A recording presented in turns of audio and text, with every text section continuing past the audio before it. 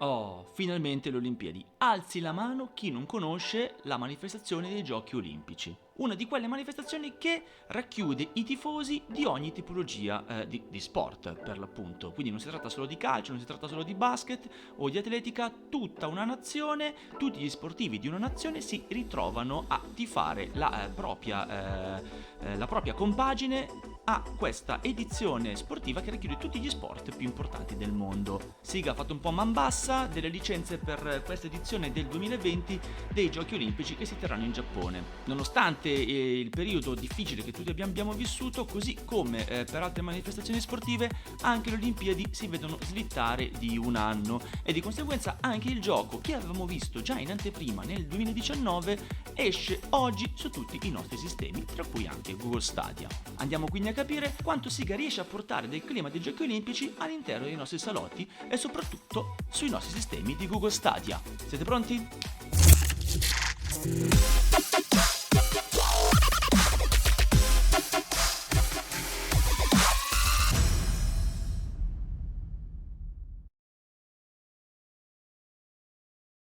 Partiamo subito col dire che Olympic Games non punta per niente alla simulazione delle 18 discipline che troverete all'interno dell'offerta.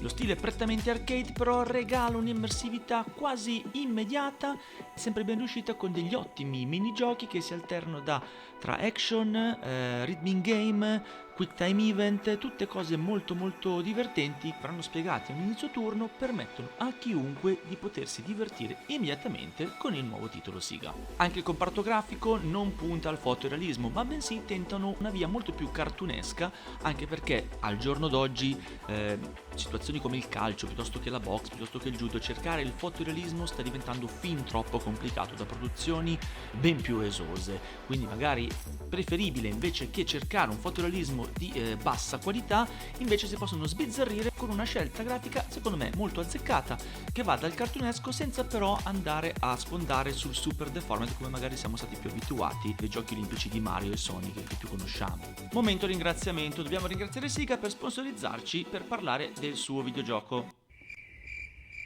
Ah no, non ci ha sponsorizzato? L'ho pagato di tasca mia. Benissimo. Ebbene sì ragazzi, come sempre non ci sponsorizza nessuno per fare questi contenuti. L'unico modo che abbiamo per dare un senso al nostro lavoro che facciamo con passione per portarvi a voi il massimo dell'informazione per quanto riguarda Stadia e cloud gaming passa solo ed esclusivamente dal vostro supporto. 1 euro o anche 100.000 possono fare veramente la differenza per noi, che potrebbero dare un senso al nostro lavoro che altrimenti un senso non ce l'ha. Continuiamo con la recensione. Il prodotto vuole essere un chiaro omaggio alle Olimpiadi in terra nipponica e funziona un po' quasi da viaggio itinerante presso la manifestazione. Molto bello infatti trovare nelle schermate di caricamento dei piccoli momenti in cui viene addirittura scritto la struttura, lo stadio che ospita una determinata disciplina sportiva, con descritte magari delle parti iconiche o rappresentative della città che ospita in quel momento l'evento. Il gioco però riesce comunque a divertire e a regalare un'atmosfera prettamente da giochi olimpici, come l'inizio di una corsa con quei suoni, quel momento di tensione che c'è prima dello start. Quello è molto ben fatto e regala quell'attimo di tensione e adrenalina che non fa mai male.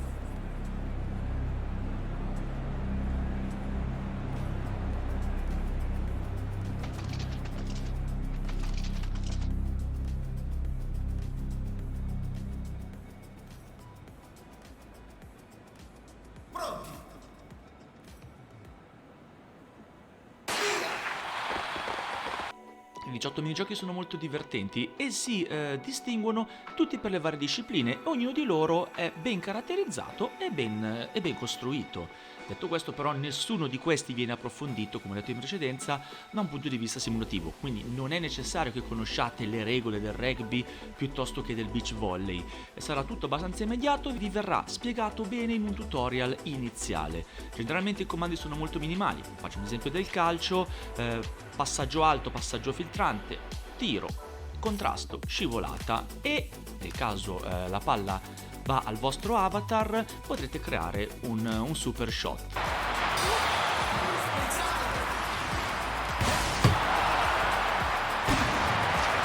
Perché ho detto il vostro avatar? Perché comunque il gioco si basa sulla creazione di voi stessi, quantomeno all'inizio vi verrà chiesto di creare il vostro avatar principale, ovvero la superstar. Potrete andare a modificare qualsiasi tipo di tratto somatico del corpo del vostro alter ego virtuale, dalla faccia al busto, agli occhi, alle ciglia, insomma comunque per quanto minimalista sia il gioco, il reparto della creazione del personaggio è leggermente soddisfacente e siccome non dà limiti alla propria fantasia, nulla vi vieta di creare un panzone che possa vincere anche i 100 metri con la velocità di Usain Bolt.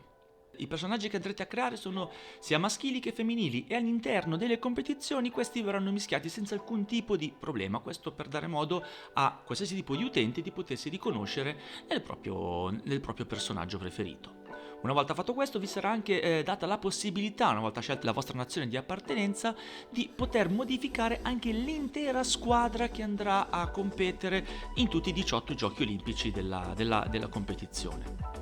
È inutile dire che alcuni giochi sono più riusciti, altri meno, questo è dato molto dalla natura arcade e diciamo da impatto user friendly che il gioco vuole dare.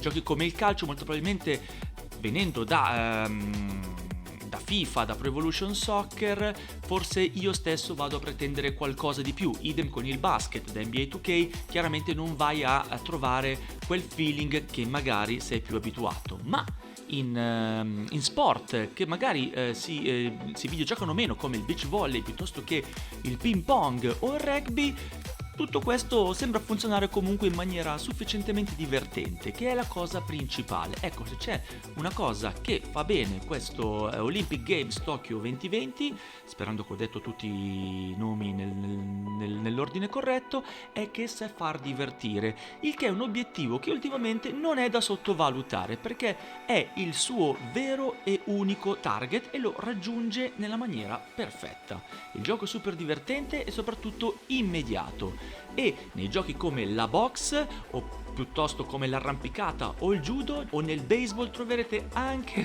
del tasso di sfida che male non ha fatto. I giochi olimpici funzionano molto semplicemente con una parte di qualificazione, le semifinali e le finali e andranno via via a diventare sempre più complicate. Chiaramente le qualificazioni offrono un tasso di sfida quasi nullo, ma poi passando già alle semifinali dovrete iniziare non proprio ad allenarvi, ma comunque un filo di impegno dovete mettercelo per poter passare alle finali e poi vincere la medaglia. Cosa molto bella e soprattutto gradita è che l'intera manifestazione olimpica potrà essere giocata in due in cooperativa in locale. Attaccando un altro joystick a Stadia potrete quindi giocare insieme a un vostro familiare o un vostro amico tutta l'intera manifestazione nipponica. Ma la cosa più bella è che potrete giocare in cooperativa anche online, quindi andandovi a sfidare con altre squadre fino a massimo di 8 giocatori. Detto questo, poi c'è anche la versione classificata in cui 8 giocatori diversi invece si sfidano online nella battaglia per cercare di arrivare a essere i migliori in ogni disciplina olimpica. Durante la mia prova però devo purtroppo sottolineare che mi è stato molto complicato poter riuscire ad affrontare delle partite online. Ci sono riuscito una volta sola con un utente soltanto. Questo forse anche dato dal fatto che la prova è stata fatta esattamente nel giorno di lancio del gioco, di conseguenza aspettiamo un attimo per dare un giudizio completo al reparto del multiplayer. Detto però, questo ci dà la possibilità di affrontare tutte le 18 competizioni mettendosi anche in chat vocale con l'avversario piuttosto che il compagno con il quale volete affrontare l'avventura. Con il multiplayer ovviamente il divertimento sale alle stelle, invece il single player probabilmente una volta esaurito l'enfasi del momento olimpico potrebbe essere che non sempre rispolvererete questo gioco. Fermo restando che comunque sono 18 minigiochi, è un party game che funziona molto bene, bello da vedere e bello da giocare. Immediato, divertente, adatto a tutti. Il costo attualmente di €39,90 forse potrebbe essere un pelo alto, però siamo d'accordo che per un utilizzo estivo e soprattutto per quello che offre Stadia, poter giocare dove vuoi e con chi vuoi, soprattutto durante l'estate, potrebbe essere la scelta migliore per potersi divertire in compagnia durante le nostre vacanze.